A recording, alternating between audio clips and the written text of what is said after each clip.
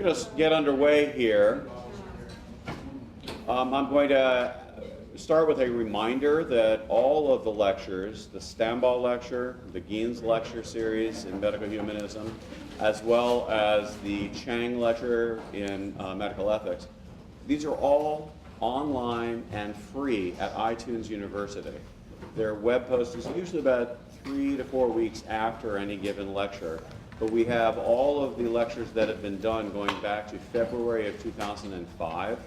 So if you have an interest in a variety of topics having to do with medical ethics, medical humanities, and medical humanism, these are all web posted, and you can watch as well as see the AVs that were associated with them for the more recent ones. What I'd like to do first is a tribute to Dr. James Stambaugh, in whose honor this lecture is given. He was an outstanding ophthalmologist in Lexington, Kentucky for many years, and after completing his undergraduate and medical degree at the University of Louisville, he trained in ophthalmology at the University of Cincinnati, which is where my son currently is. After the honors he received, among the honors he received was election to Alpha Omega Alpha. Dr. Stambaugh's surgical skills were enhanced by his service in the Korean War, an experience he valued for developing his sense of compassion and his willingness to make an extra effort in ministering to his patients. Throughout his career, Dr. Stambaugh always was eager to apply new and innovative technology to his practice, while never losing sight of the physical, emotional, and spiritual needs of his patients. He enjoyed teaching, and he served on the voluntary faculty at the University of Kentucky. During his later years of his professional life, which was extended by a heart transplant, Dr. Stambaugh became increasingly concerned about a variety of ethical issues, rapidly occurring changes in medicine, and the impact of societal changes on the medical profession and the welfare of individuals needing care.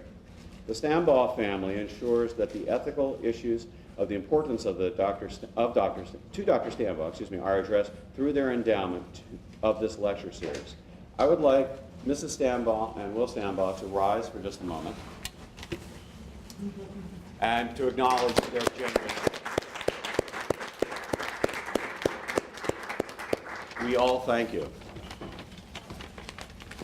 It's now my privilege to introduce Professor Michael Green. Dr. Green is a full professor in humanities and medicine and is the director of the Bioethics Program and chair of the Hospital Ethics Committee at the Pennsylvania State College of Medicine. He has been instrumental in establishing a humanities-based approach to medical training. He's been doing a lot of fantastic work on graphics in medicine and comics in medicine, which we'll be talking about today, called Comics in Medicine, You Must Be Joking, and also gave an outstanding lecture on the use of audiovisual supplementation for advanced directive counseling, on which he's doing ongoing empirical research funded through the NIH. Please welcome Dr. Green.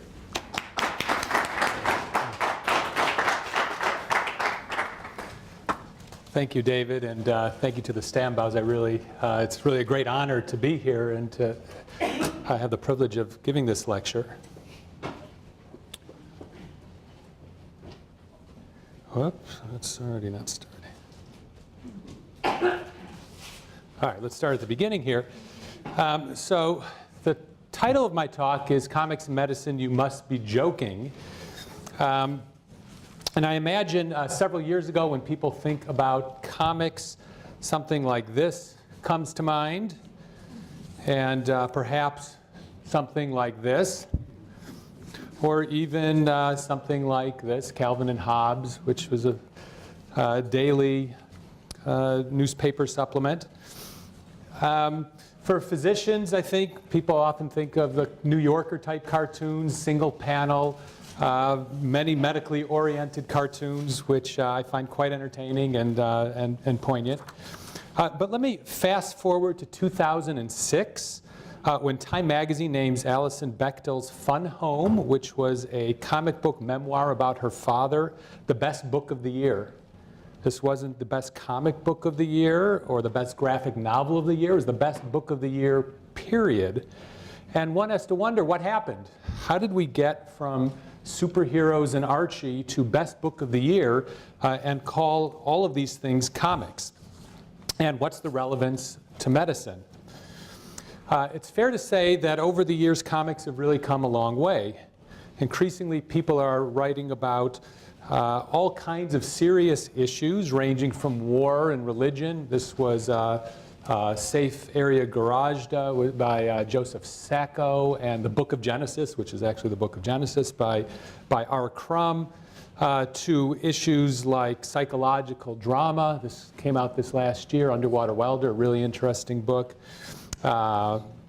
Mental illness, a book called Marbles that just came out last year about bipolar disease, and Death and Dying, as exemplified by Joyce Farmer's book, Special Exits. And now comics are even beginning to enter the mainstream of medical journals. Just this past month, the Annals of Internal Medicine published for the first time ever in a clinical medical journal a comic story about a medical mistake. This is actually something that I wrote along with a collaborator, Ray Reek. And not that I wish to self-promote, but this could have been anybody who wrote this story. It just happened to be me. It's a story that is relevant to medicine and tells about what happens when somebody makes a mistake and how that plays out. Hopefully this will just be the first of many type comics in mainstream medical journals. And in this talk, what I'm going to talk about and focus on is how this phenomenon happened, how we got to where comics are seen as being in the beginning to be seen in the mainstream of medicine, and how comics really are relevant for the practice of medicine and medical education. And I really have three goals for this talk. The first is to describe what are comics. Second is to explain why they may be relevant to medicine. And the third is to give you a sense of how comics could be integrated into medical education in a meaningful and useful way. And to begin, I want to start at the beginning. And the beginning, at least for me, was, I'll define as fourth grade.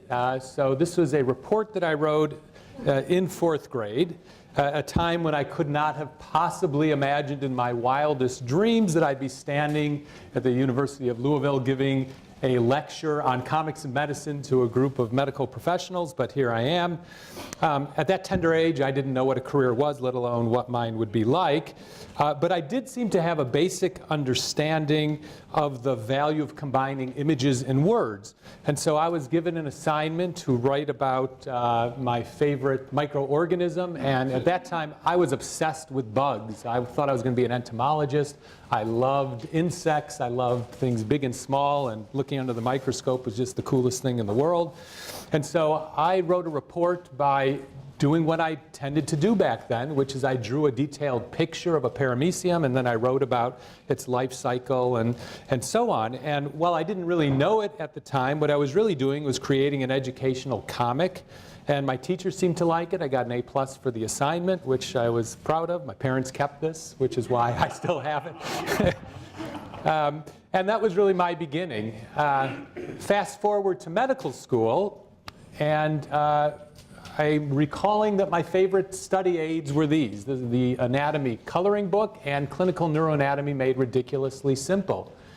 I didn't really go about announcing this to my classmates because I was a little embarrassed and thought that they may think this is kind of lightweight and not really the kind of things I ought to be studying from, but the truth be told, it really helped me. I'm a visual person. It helped me learn anatomy and neuroanatomy because it engaged different parts of my brain in thinking and seeing and visualizing anatomy. And so I studied with these aids, and I passed medical school and, became a doctor, so it must have worked.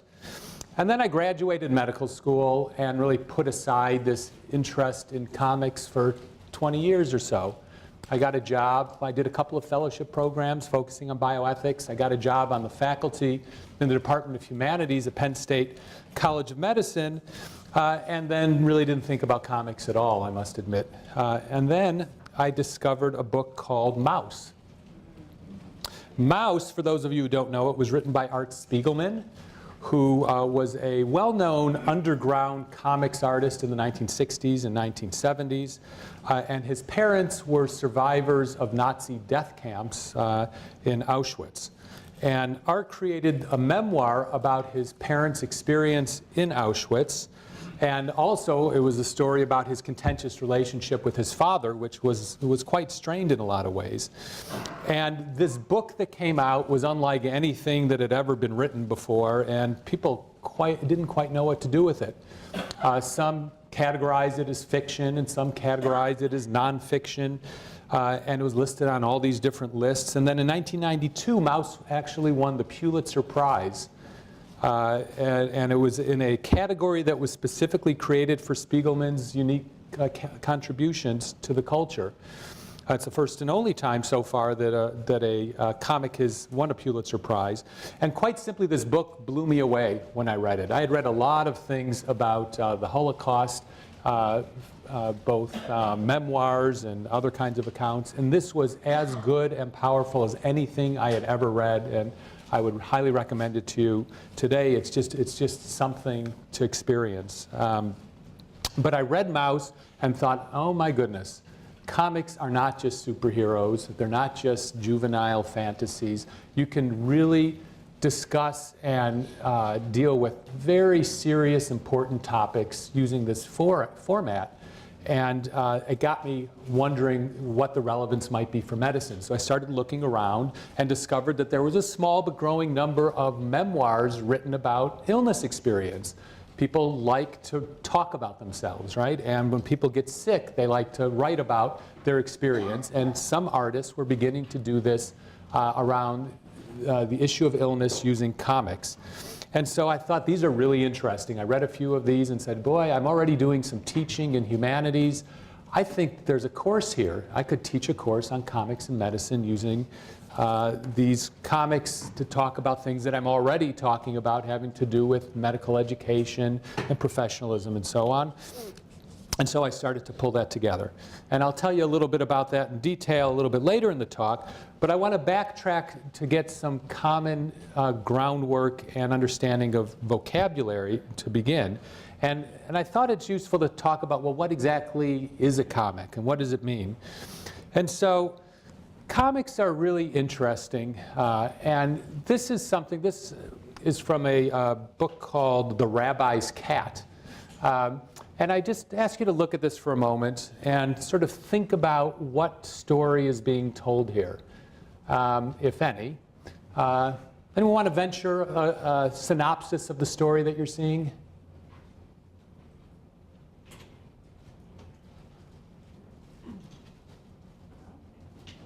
Anyone? It's all right. I'll do it for you if no one wants to do it.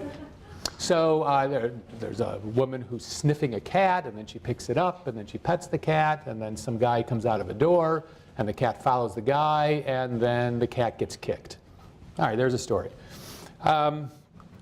It's not entirely clear what's going on here.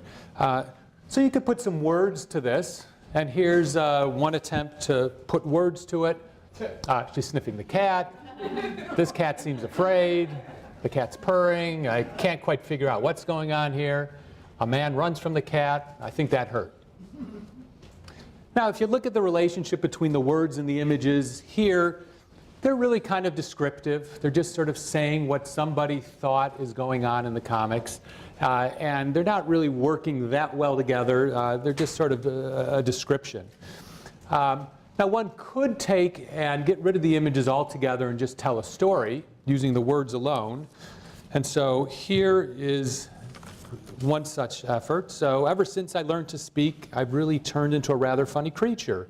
Here I am feeling sympathy for a human who kicked me. As long as I thought him unyielding and virtuous, I hated him. Now that I know him to be two-faced and hypocritical, now that I've seen him struggle between his hormones and his beliefs, I love him. Come to me, my little perplexed soul. Still a little unclear. I mean, you get an image of your mind, what's going on. I did this yesterday in the workshop or in a discussion that I did with some of the family medicine house staff. And some people thought this is a story about a couple of people having a conversation. Someone thought it was an animal. Someone said it was a soccer ball talking. I'm not sure what that was all about. But look what happens when you take these words and those pictures and you put them together. And this is the actual text from the comic as it appeared. And it says, ever since I learned to speak, I've really turned into quite a funny creature. Here I am, feeling sympathy for a human who kicks me. As long as I thought him unyielding and virtuous, I hated him. Now that I know him to be two-faced and hypocritical, now that I've seen him struggle between his hormones and his beliefs, I love him. Come to me, my little perplexed soul, bonk. And something magical happens when you take images and words and you put them together. The story that's told is different and more complete than when you do either of them individually.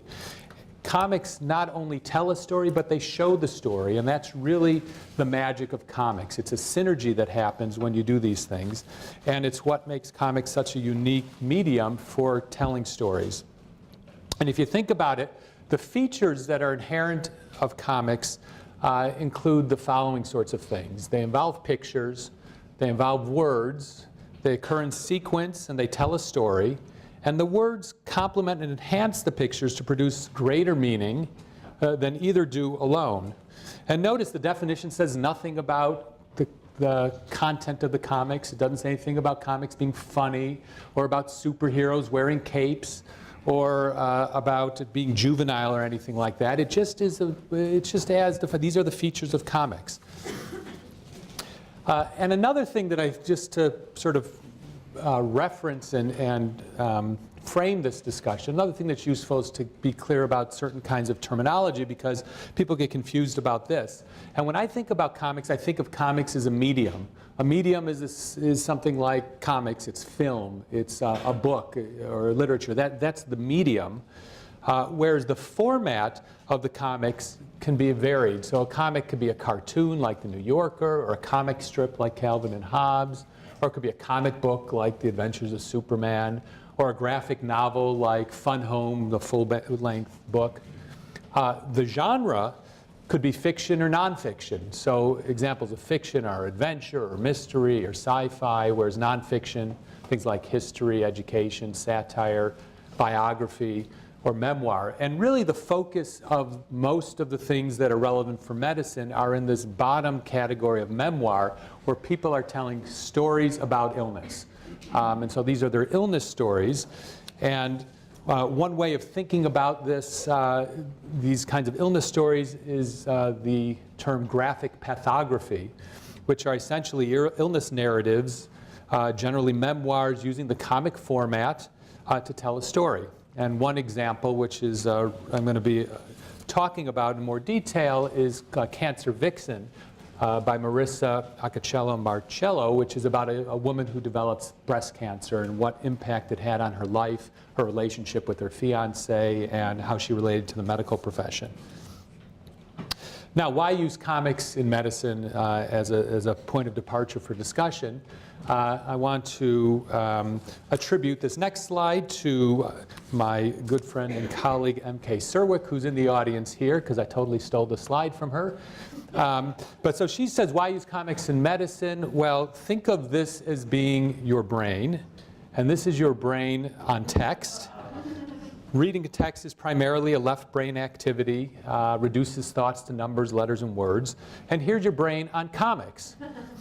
Comics also involves your right brain, which communicates in patterns and pictures. Well, if there's any neuroscientists in the audience, you'll probably refute the entire notion of right brain and left brain, and I know there's a lot of stuff out there about it. So forget that for now, and just sort of suffice it to say that reading comics does activate more in different ways of thinking than just reading words alone or looking at pictures alone. And this is from Betty Edwards. Half a brain is better than none, but a whole brain would be even better yet. And I explored some of these sorts of issues and thought in more detail about how comics and medicine relate to one another in an article that I was fortunate enough to publish in the British Medical Journal a couple of years ago with my colleague Kimberly Myers, who's a literature professor. And so we wrote about how these various uses of comics can be applied to medicine. And to my great surprise, this is probably the first and only time you'll ever see something like this, but that was the cover of the British Medical Journal, which they devoted to a large comic from an excerpt from Cancer Vixen. So I'm going to talk a bit about how reading comics can be beneficial in medical education. and start with the notion that reading comics can help people understand more about the illness experience and the culture of medicine. It really can introduce a new world and immerse the reader in it, and there's great value in this kind of immersion. I think comics can address a number of thematic relevant, a number of themes that are relevant to medicine, for example. And because comics can really cover any topic that's imaginable, they tend to do so. And so if you look at various comics, there's issues that are covered that deal with empathy and the patient's experience of illness, communication, point of view, explanation. I'm going to talk about each of these things in a little bit more detail.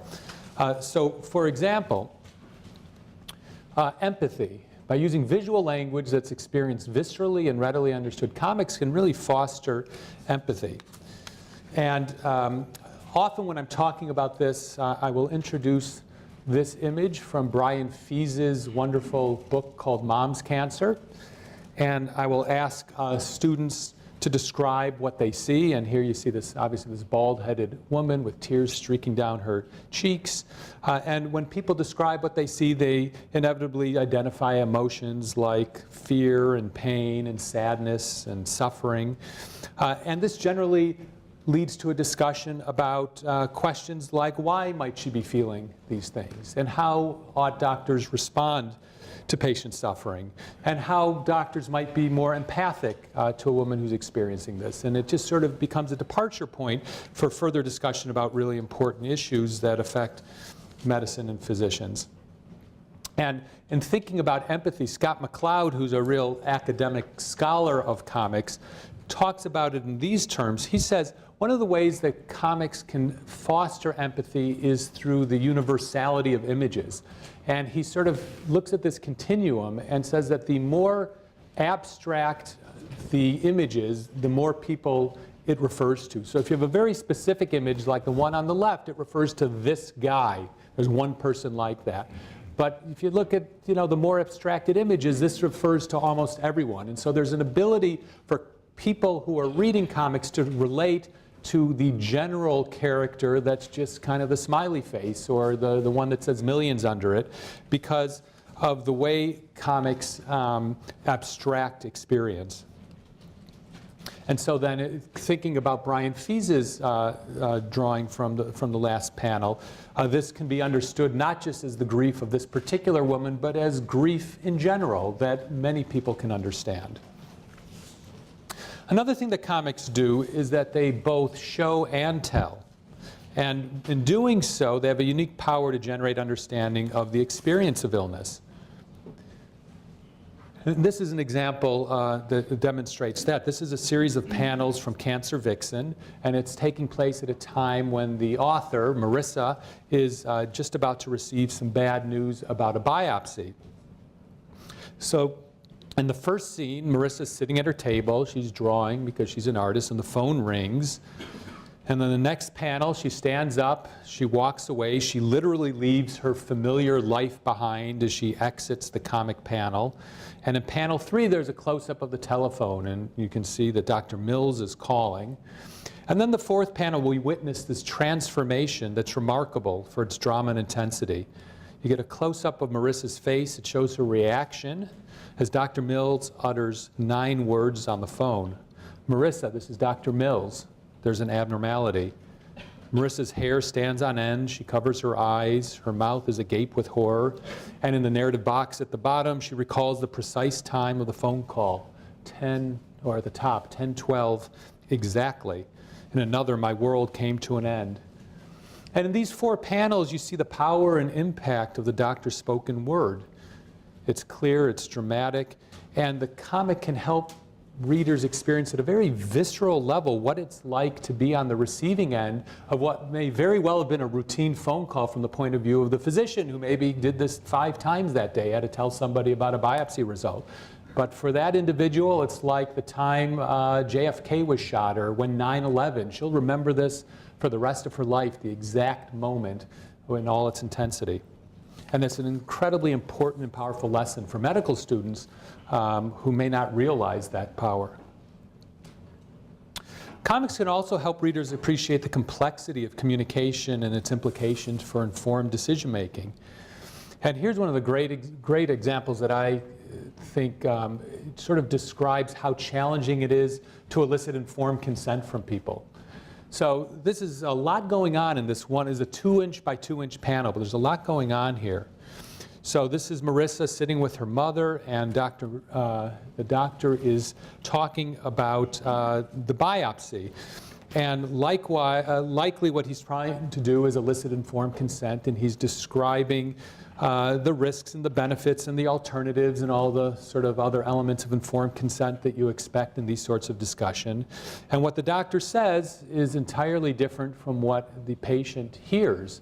And if you notice, what the patient hears is cancer, lumpectomy, may not be invasive lymph nodes, and all the other stuff just sort of gets lost. And this is very true to life.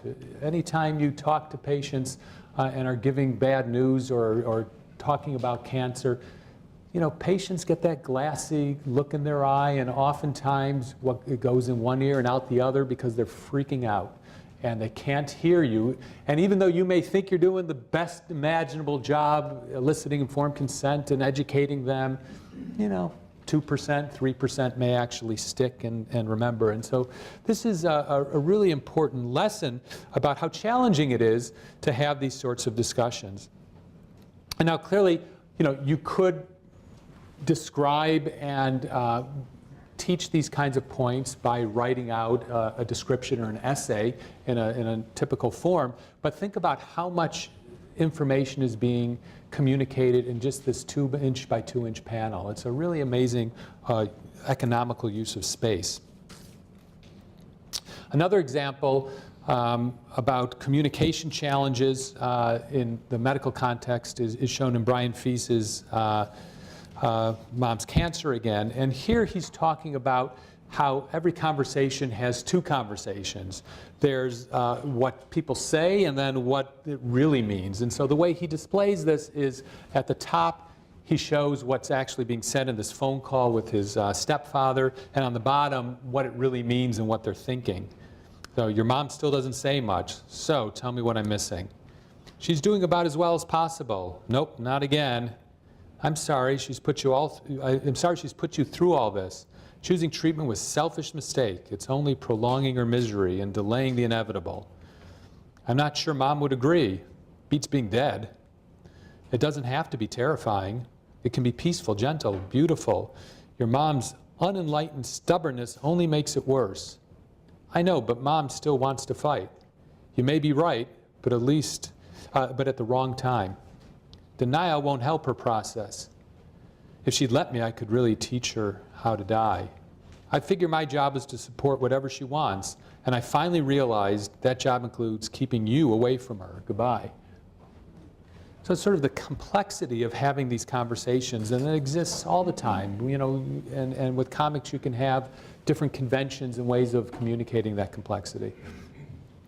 Comics are also great at demonstrating different kinds of points of view. So this is also from Mom's Cancer, how what the doctors are thinking, what the patients are saying are just, they're different understanding entirely. Call us immediately if you notice anything unusual. I have a headache. Yeah, well, don't worry about it. Okay. I had a deep cough. What? You should have called at once. Oh. I feel weird stingers in my head. Well, that's normal with a brain tumor. Okay. I had a leg cramp. That could be a deadly blood clot. Why didn't you call? Sorry. I can't breathe. So you have lung cancer. What'd you expect? Right. She's wrong when she complains and wrong when she doesn't, and either way she feels stupid. How am I supposed to know? And after a while she stops trying. So comics also use visual metaphors to communicate some really interesting and complex ideas. And so here's an example of a visual metaphor about the tightrope one walks when giving chemotherapy, because it's going to kill the good cells as well as the bad cells. Drugs to thicken, drugs to thin. And it's a cool visual metaphor of walking this tightrope with the cesspool down below of the alligators swimming and the vultures above looking out for you. And it's a really interesting way of communicating this. From from Cancer Vixen, another really interesting visual metaphor. He says, what should we eat? And she says, whatever you want. And although we made small talk, the elephant's always in the room. Cancer is unspoken, but it's always there. And I think one of the things that's really cool about this is, wait, the cancer, at least as I look at it, kind of resembles the chaotic cancer cells that you look at under a microscope. Different sizes, different shapes, out of control, bleeding everywhere. You can't, contain them. It's a really interesting way of displaying this really important message. This is from a book called Seeds by Ross McIntosh, another kind of visual metaphor. He says, before I saw the x-ray, there were 3 of us in the room. Now there were 4. This is when his dad had cancer, and it was pretty clear it was bad. So another thing that comics can do is enhance people's observational skills and deductive reasoning skills. And so here's an example from Cancer Vixen about observation and what you can learn from attending to things like body language. So she says, don't be scared. But clearly she is scared, and it raises questions like, what does she have to be scared about? And that there's something that she ought to be worried about, and that she's crossing her arms to protect herself from being intruded upon, or to save her from whatever it is she's scared of. And it's a really wonderful way of just showing, not just telling, but showing how somebody might feel who's really frightened about getting a test. Scott McCloud, again, talks about how the reading of comics involves inductive and deductive reasoning. And so, unlike watching a movie or a TV show or something where they kind of tell you everything that happens, as a comic reader, you have to infer what happens from incomplete set of information. So here's one, it says, now you die. No, no, no, you got a crazy axe murderer. What happened here? He died. Maybe. How do you know? Who said yeah? Who said? So the point, you infer. You have to take this information and make some inferences. You assume that the axe murderer is about to swing the axe. He swings the axe. It completes the act. Somebody screams. Probably the guy who got hit by the axe. But what's interesting is that it's all implied, and the reader has to figure out what happened and put the pieces together. And that's not unlike what we do in medicine in diagnostic reading, making a diagnosis. You have to read the patient. The patient will give you little bits and clues of information, and you do a physical exam, and you notice a little thing here and something else there. And then you have to take that information that's often scattered and incoherent and turn it into a story that makes sense. And that takes skill and experience and reasoning. And reading a comic arguably uses a similar set of skills to actually come to a conclusion and to create a story out of it, which is meaningful. Comics are also interesting for what they can teach us about certain topics and about what they can show us about stigmatization and uncertainty. So sometimes comics are educational. Here's one from Daryl Cunningham. He wrote a wonderful book called Psychiatric Tales, and he's talking about schizophrenia here and sort of making the point that schizophrenics aren't necessarily serial killers, although people might think they are because they read in the newspaper that the serial killer was schizophrenic, and they get the wrong idea. And so this is an effort to sort of take these myths and refute them by education using a comic. This is from Stitches, a wonderful book by David Small, where he's sort of demonstrating the stigmatization that's associated with mental illness. So this is a little boy. This is David as a small child. I, she, she's, craze, Mom slaps a hand over his mouth, creak, creak. It's a lot of wondering what's going on here. What's the creaking noise? Why is she so freaked out by him saying that she's crazy? What does that mean? And what does this tell us about the way we think about mental illness, that somebody should be embarrassed or ashamed or, God forbid, say that somebody's crazy, how horrible. It's really interesting, thought-provoking kind of ways of talking about mental illness. This is another, focusing on mental illness, this is from Ellen Forney's Marbles, where she has this page that sort of goes over the DSM-4 definition of major depression. And the author's reading this and sort of saying, yep, got that. Nope, thank goodness I don't have that. And I must say my wife she's a therapist, and she does works with depressed people, and she uses this page and she gives it to some patients who are depressed, and she said the patients find it incredibly helpful because it can help them to see, you know, is this me or is this not me? Do I fit this diagnostic criteria or not? So comics can be quite educational. So one of the things that I do is I teach medical students in this class on comics and medicine. And I've been doing it for 5 years. I have a wonderful opportunity at Penn State to teach an elective for fourth-year medical students on any topic, you know, that pretty much I can come up with. And so I've been doing this one on comics and medicine.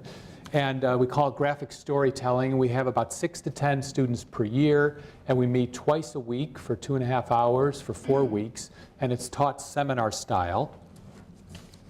And there's very few prerequisites to the course. You have to have a positive attitude and a willingness to try something new, and no prior experience in drawing or creating or creative writing is required. And there's 2 main objectives in the course. One is to critically read comics, much of the way that we've been doing in this lecture, although it's more interactive, obviously. And the second thing that they do is create their own comic. And we accomplish these goals through 3 activities, really. Each session, we spend some time discussing comics that they read as homework assignments. We do some sort of in-class creative exercise, and then they're working on a final project to create their own comic based on their own story. And so we do like a workshop where they're working on these things, and we're talking with one another and getting constructive feedback to make it better. And we do this for a month. And now, medical students who take this course, you might think, well, they're artists and they're really, you know, confident in their drawing skills, and that couldn't be further from the truth. I asked people on the first day to rate their baseline skill in drawing and writing, and they rate them as pretty low. This is on a 1 to 5 scale. And you know, most of the medical students, when I ask them, you know, how comfortable are you with drawing? Maybe one student will say, yeah, I do that, and the rest will say, I can't draw, I've never done this before, I'm a terrible artist, that kind of thing. And so despite their lack of confidence and experience, they go on to produce some really interesting things. These are representative topics that we cover in the course of these 8 sessions. Sometimes we vary them up a little bit, but these are the sorts of issues. And we've read a variety of books over the years, not all of these in 1 year, but these are some of the topics that we've read over the years. And I have, if anyone's interested, don't bother writing these down. I have a list of books that are relevant to this. And also you could go to a website that MK is one of the co-hosts of called graphicmedicine.org, which does all kinds of book reviews of medically themed comics. But these are some of the books that we've read, all of which are great in my opinion and worth reading, and they're fun. And so I want to talk a little bit about some of these activities that we do. So we read the comics and have those discussions, but then we do an in-class activity. And for those of you who were at the workshop that MK and I did yesterday, we did some examples of these activities, but I'll just describe some of the things that might take place. On the first day of class, I want to get people thinking creatively and in terms of starting to tell stories, because one of the goals of the class is for them to actually tell a story. So I give them these stems to just get them thinking. And so stems are just the beginnings of a sentence that they're supposed to complete. And I said, you know, take 5-10 minutes and sort of fill in the blanks here. So one thing about being a medical student that my family doesn't understand is my proudest moment as a medical student was, the funniest thing I experienced during medical school was, one of the most troubling things I experienced as a medical student was. And then It's especially hard for me to deal with my patient when she. And so I have them do this, and then they pair off in groups of 2 and talk about it for a while. And they have some really interesting discussions. And then I give them as a homework assignment to take this home and really develop one or more of these into a more fleshed out story and think in terms of turning it into a comic for your final project. Some of them do, and some of them end up with something entirely different, but it begins to stimulate them to think in those terms. Another activity is to get them beginning to do dialogue writing, and so I give them a comic like this one where I've whited out the actual dialogue and say, all right, fill in the bubbles. What's happening here?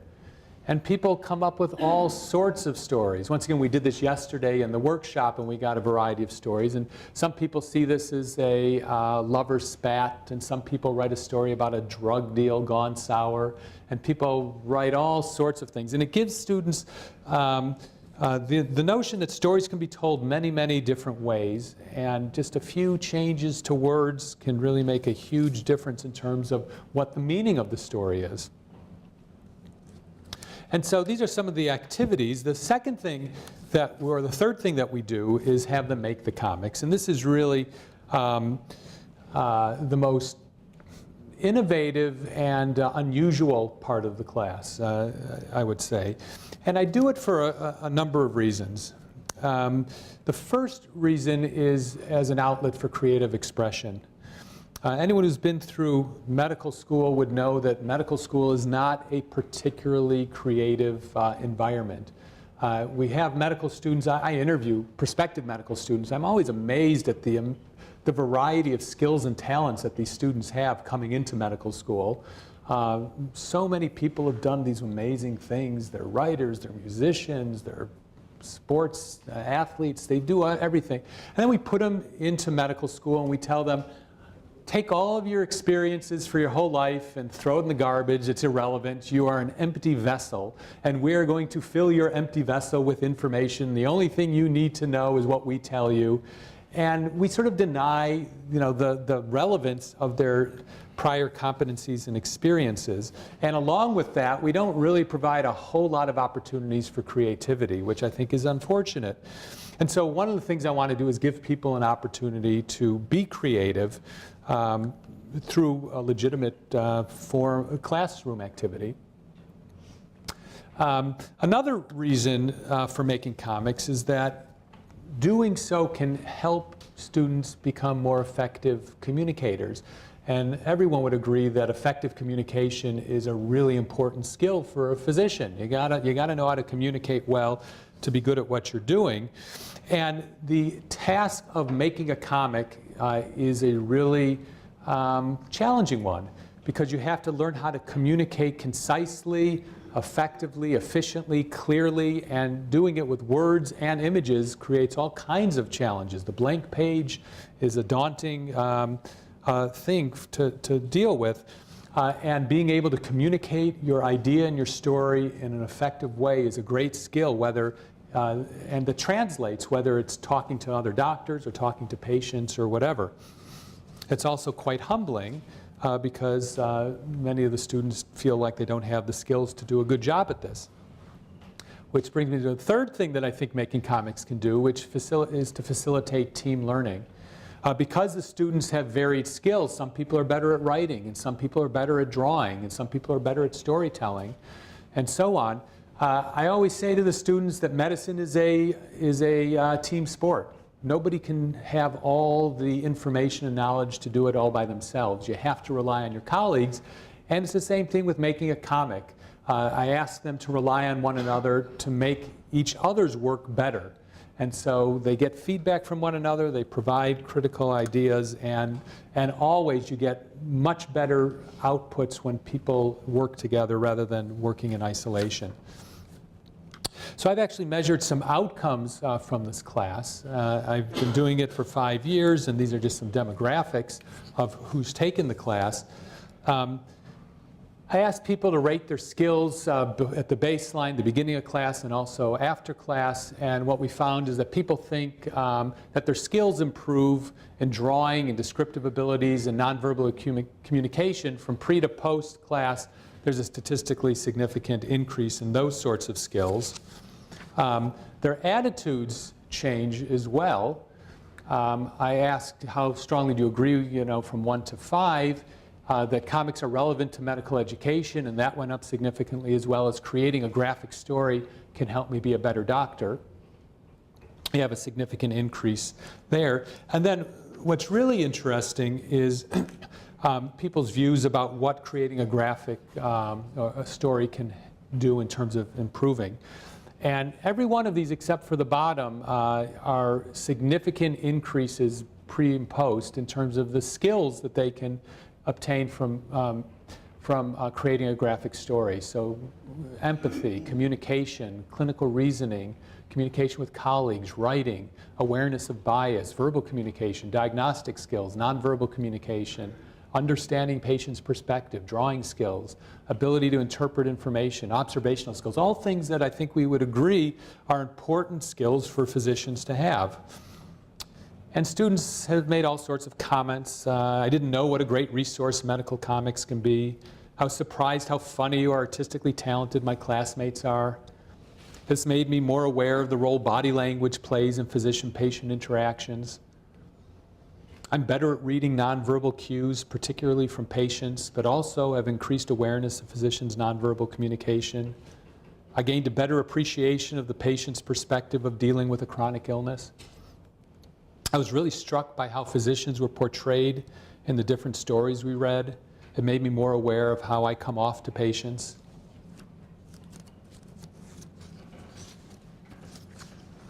And I want to sort of end the talk by giving you an example of one of the comics that a student produced in this class. So this one was called The Taming of Tina, and it was created by Taylor Olmstead, who is now a pediatric resident. And if she ever gets bored with that, she probably has a second career as a comic artist, because she's very talented. And this is a story that was told from the student's point of view about this challenge of taking care of a young girl who was quite belligerent and who alienated everybody she came in contact with. And so these opening panels show how Tina terrorizes the entire healthcare team. So it's the start of my 4th year of medical school. I met Tina. She was one of the meanest 8-year-olds I've ever encountered. Tina was a sickle cell patient. She already had a reputation. Tina's coming. Tina, these are the nurses. She wasn't always the most pleasant child. Hi there, Tina, I'm your nurse. Get away from me. There is no freaking way I'm taking care of that girl, says the compassionate nurse. And I'm not going to show the whole comic, but I'll skip around. And it's interesting how Tina portrays herself and her own growth and transformation through the experience. So at first, she shows herself as a superhero. She's determined to get Tina to open up. Have no fear, the medical student is here. With my power of naive optimism, I will make emotional connections to all my patients. Next, she portrays herself as a naive novice. She's eager to please the attending physician and do anything she's asked to do. Then she goes into detective mode. Self-assured, determined to get to the bottom of the Tina conundrum. And then over time, she has a number of experiences which sort of temper her optimism and enthusiasm, and she matures. And her enthusiasm is tempered by realism and the discovery that Tina is ornery because she has this painful rash that was caused by a fentanyl pain patch that was put on her butt. And nobody had discovered this before. And so she developed some understanding of the young girl and why she is the way she is. And she assimilates this information and learns to be an empathic healer. And toward the end of this comic, she surprises the nurses as she gives Tina a hug. And these nurses are perplexed, like how anybody could possibly hug Tina, who's now being discharged from the hospital. And at the end, she puts a hand on the shoulder, and the nurses say, did the med student really just hug Tina goodbye? And they're just blown away by this. But it's a touching story that shows the power of comics to communicate the personal transformation that a medical student can go through, and also these complex emotions that students and physicians and other healthcare providers go through when they're taking care of patients. It's not just all a love fest, as we all know, that sometimes we have these complicated feelings about the patients we take care of, and it's really a great way to tell a story. All of the comics for the past 5 years are posted online, so the student, and it's a lot to write down. I can certainly provide you with the website, but we've put all of these things online for and you can look and review what the students have come up with, because there's some really fun and interesting comics.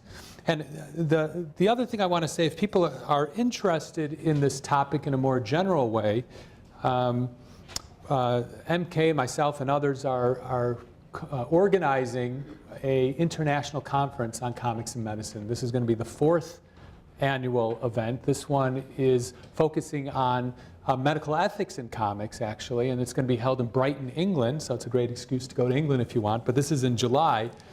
And we're going to be talking about the relevance of comics to medicine, and we've had these 3 other conferences, and they've all been really exciting and great, and it's a big tent and a very diverse group. Lots of fun. So in closing, I just want to say a few things of conclusion. I think comics are an engaging medium, and they are relevant, or at least can be relevant, to medicine. I think comics can be integrated effectively into the medical school curriculum, and students can learn from both reading and from creating comics. And one of the things that I'm pleased to say is that comics, can lead to changes in skills and attitudes that we think are important. So I'm going to keep making comics, and hopefully this has inspired some people to pick up their pen and pencil and maybe read some of these wonderful graphic novels. And I will stop there and entertain any comments or questions that you may have.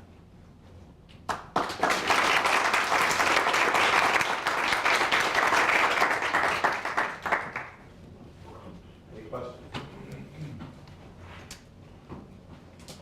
I have a question. Yeah.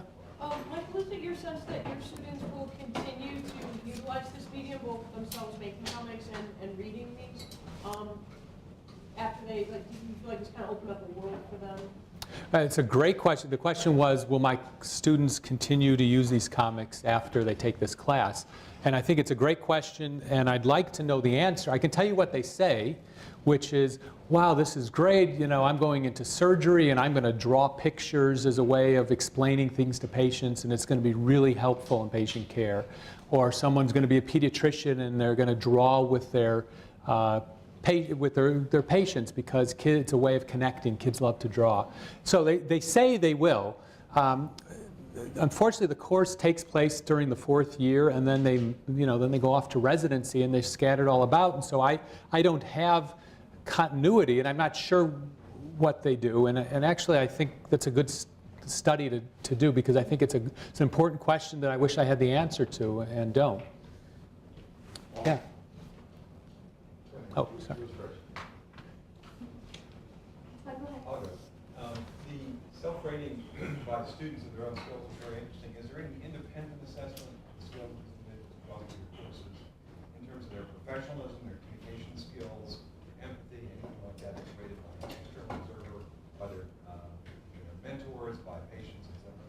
So the question is, are there any kind of external validated measures of students' performance and attitudes and behaviors, or just their own attitudes? And the answer is no, I haven't done that, and I would love to. I think that's really important to do, and if you have any expertise and suggestions for how to go about doing it, I would love to, because it's important. I think it's a legitimate question, and people ask these sorts of questions all the time. And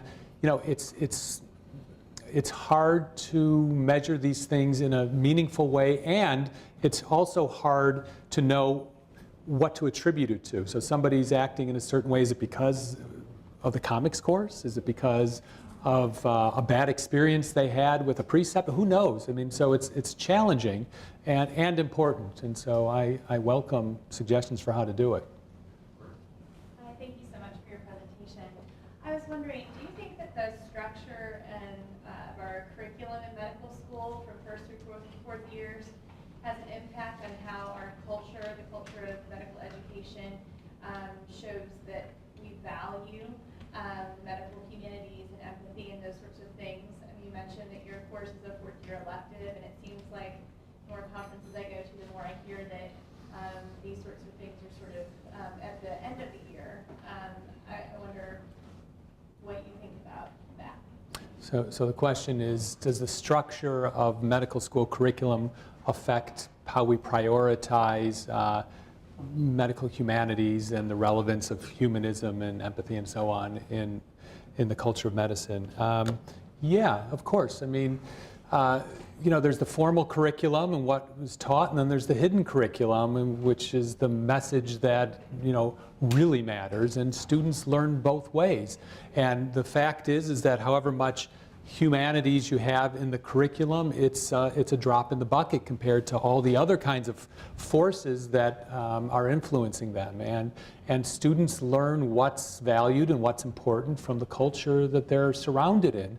And if they're doing a clerkship where something like this is considered a waste of time, that message gets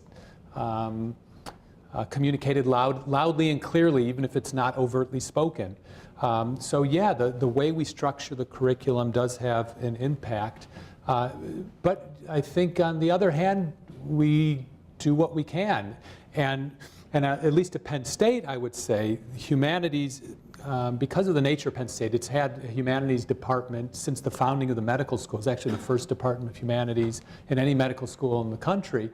It's always been sort of part of the fabric of the institution, and it's part of the culture, and people really understand and value humanities in a serious and significant way. And so this isn't considered wacky and crazy. I mean, my colleagues don't say, "What are you doing?" They're like, "Wow, that's cool," you know. And so maybe at another institution I would get a different kind of response. But here, I was told just the other day by the person who does medical school admission. She sort of orchestrates that whole process. They put up, well, I put up these displays, these posters of the student comics. We make big enlargements and post them on a wall. And she says that all of the applicants are shown these things and they love it. They read these comics on the walls and they're entranced by them. And she said that it's a huge selling point for Penn State. They say, "This is cool. I want to do this," or "What a neat place that this is allowed." So there's lots of ways of communicating what's important in a curriculum in a medical school culture.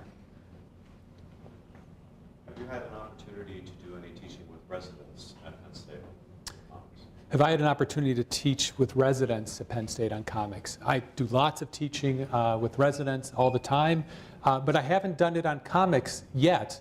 But I was very, I'm going to. I mean, because we had a very good experience yesterday talking. We talked about the comic that I created on the medical mistake, which, by the way, there's copies of it available if anyone's interested. The one from the Annals of Internal Medicine. We spent an hour using the comic as a departure point for a discussion about medical errors. And it was a very fruitful discussion. And so I am encouraged by that, and I'm going to do it at home too.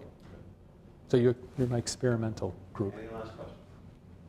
Then we're done. Thank you so very Great, much. thank you.